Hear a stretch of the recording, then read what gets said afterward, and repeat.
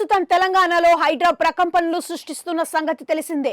చెరువుల సంరక్షణే లక్ష్యంగా రేవంత్ రెడ్డి ప్రభుత్వం తెచ్చిన హైడ్రా వరుస కూల్చివేతలతో దూకుడు కొనసాగిస్తోంది.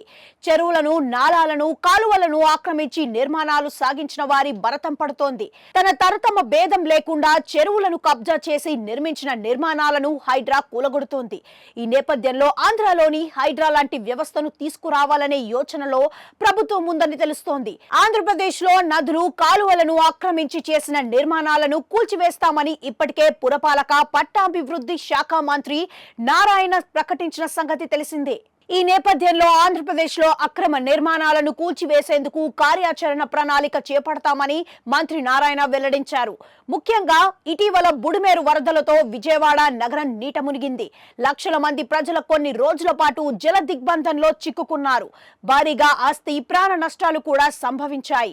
బుడిమేరు కాలువను ఆక్రమించి నిర్మాణాలు చేపట్టడమే ఇందుకు కారణమని, బుడిమేరు ప్రవాహానికి మార్గం లేకుండా చేయడంతో భారీ వర్షాలకు అది ఉప్పొంగిందని అంటున్నారు.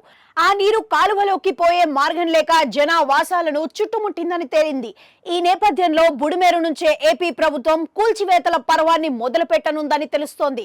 ఇప్పటికే అధికారుల పరిశీలన కూడా చేశారు. బుడిమేరు మొత్తం ఎన్ని కిలోమీటర్ల మేర ప్రవహిస్తుంది, ఎన్ని ఎకరాల్లో బుడిమేరు కబ్జాకు గురైంది, అక్రమ నిర్మాణాలెన్ని, ఎంతమంది ప్రజలు నివసిస్తున్నారు వంటి వివరాలను కూడా అధికారులు సేకరించారు.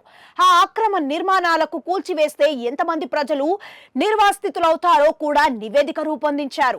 ఈ నేపథ్యంలో భవిష్యత్తులో ఇలాంటి దారుణ పరిస్థితులు సంభవించకుండా అక్రమ నిర్మాణాలను కూల్చివేయాలని ఏపీ ప్రభుత్వం నిర్ణయం తీసుకుందని సమాచారం. ఇప్పటికే బుడిమేరు ప్రాంతంలో అక్రమ నిర్మాణాల్లో ఉంటున్న వారికి వేరే చోటకు తరలిస్తారని తెలుస్తోంది. అలాగే వారికి టిడ్కో గృహాల్లో నివాస వసతి కల్పిస్తారని చెబుతున్నారు. ఆ తరువాత అక్రమ నిర్మాణాల భరతం పడతారని అంటున్నారు.